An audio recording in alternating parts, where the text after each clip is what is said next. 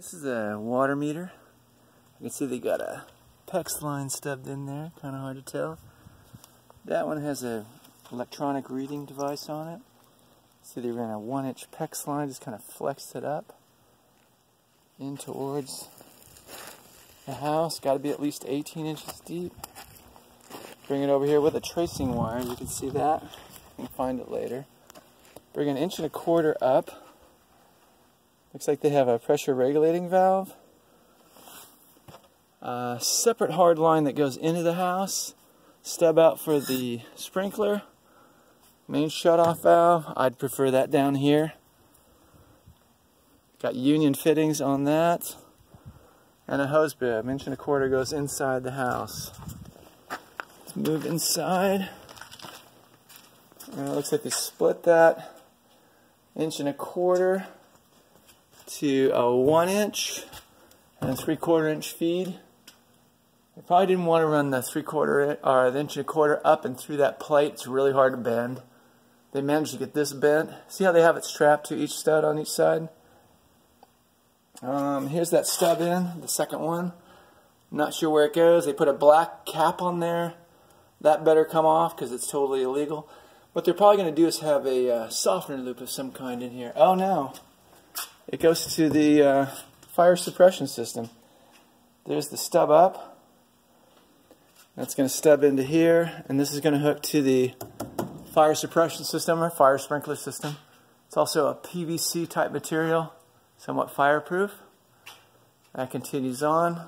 We won't concern ourselves with that. Let's follow these 3/4 and 1-inch lines back in here. Along the attic, strapped every 30 to 32 inches. Don't trip.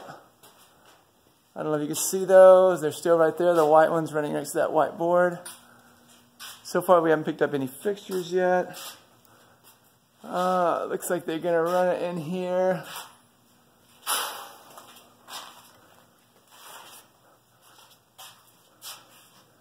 Down to future water heater. 1-inch stubs. 1/2 inch recirculating line, or possibly the line that goes to the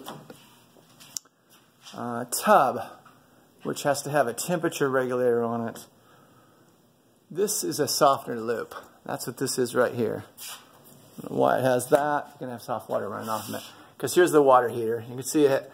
They've rinky-dinked this together. It's not a complete job yet. But the hot line is the red line right there. And the cold line comes in from the bottom. Later on they're going to have to do a loop there for the water heater. And then you can follow that insulated line back. There's a manifold right there. Splits off and picks up all the kitchen, laundry, and it looks like a second kitchen sink also. Probably a vegetable sink. Gets kind of confusing. There is the cold line. Comes off the water heater. See how that's manifolded in? Let me see if I can zoom in on that. We're going to be using the same kind of fixtures. That is Wiersbo PEX, the best out there. I'm going to keep this running. Follow it over. Another manifold splitting off of the kitchen. Let's bring it on down here and look at the stub out right here for this sink. For some reason they roughed it in over here.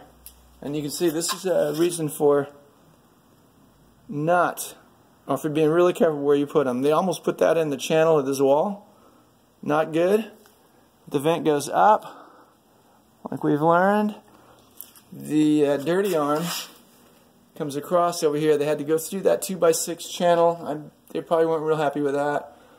And then it stubs out, and then the 2 water lines. They use the direct PEX stub out. They sleeve it, so the drywall guy, hopefully, will leave a little space for them there. This actually looks like, this looks like a double lavy and a tub in the center. So if we take it back, that's actually a lavatory sink, I believe. It's irrelevant. Either sink works the same. And there's another lavatory sink over here, so split lavs with a window in between. And then some kind of a center tub. Really unusual. So that room over there is the master closet. It's like a frickin' bedroom. Okay, so over here we have the master shower, and they're nice people, so they left some PEX tubing for the scrounges that want to come by.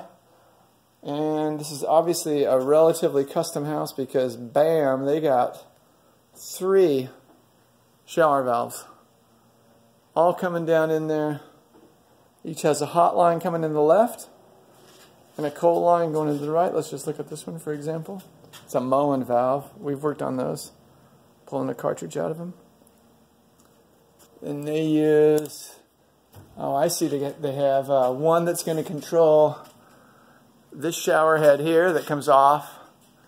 They use the red line. It doesn't really matter. Comes off the top. And one of them is going to go to a overhead shower head, my favorite. It's a 10-foot ceilings in this house. And then the last one's going to go to a shower head on the other side. Just to give you some idea of scale, this shower is roughly 5 foot by 8 foot. It is big. You notice how, for future reference, they've left a shower drain here. That's the, we talked about it. I use the tub boxes. They put in cardboard and dirt. Not the most effective way to do it, but it does work. And as you can see over here, the tub, they've had to break it out. This is all broke out here because that's where the tub center is going to go. When you lay out a tub, put that drain in the right spot. Put 2 tub boxes in if you're not sure. You can always fill it in later. But breaking it out, I guarantee it was hard work. Look at that rebar they had to go around. And it's crisscrossing this whole place. So that gives you some idea what that area is like. Let's zip it over here to the big living room. Find out what we have. Hey, 2-story house, so this is good to look at. Those are shower valves from the backside. That is a massive shower. Venting up, etc. Hot line coming over. Want to take a walk upstairs? Sure. Oh, let's look at this bathtub hookup downstairs here. Downstairs hall bath. Okay, so it's the same Moen valve. It's the, and they just stub it out. This is cheesy, I'm hating to tell you. Because that's a tub spout. That's going to be hooked to the tub. You want that to be secure. And then, I don't know if we can see it here, the tub hookup. They kind of missed their mark, so they had to break it over for the overflow. That is the closet bend. And they've also had to break that over. I can tell if it's a foot because my foot is 1 foot. And they got a little more than 1 foot. It's better than the alternative. Water line stubs up, fishes on through. This is the beauty of PEX. You can fish this stuff everywhere. Lavatory sink. They all go up in manifold and up in this area here. Let's take a walk upstairs. Try to make this less than 10 minutes. Obviously there's 2 baths downstairs, or 2 hall baths, because there's another one. Same type of stub. Big plate on the bottom. They missed their mark here again and had to chip out. It's not that hard, folks. It's not that hard. Gonna walk up the stairs. It's a sunny day. Wow! This is a big freaking room. Okay, so up here we just have 1 bathroom, double lavvy. Remember how we talked about the fixture fitting? Double fixture fitting, just bringing 1 waistline up. Each one has hot and cold running to it. Again, they use the sleeves. They're hoping that by doing that, the drywaller will stub around them, give them a little space. Same valve use. This is probably a toilet or a combination vent that comes up here, and that leads back down to that double lavvy we were looking at. See how it ties in? They use a combi fitting here. Remember combi fittings? You can use them anywhere, but that could be a sanitary tee right there too. They don't need a combi there. But sometimes you just use what you have. Vent runs up, jogs over. They jogged it over just for heads up, because that's the peak of the roof right in the center of the room right here. You can't be by the peak. But if they would have been nice peeps, they would have jogged it over towards the back of the house, because that's the front of the house there. Those vents will now be visible from the front. Not a big deal, but hey, if you're going to use the fittings, do it right. Another bathtub. They got a nice dead space back in here. We're going to look at this real quick. It's too dark to see. Waste and overflow setup.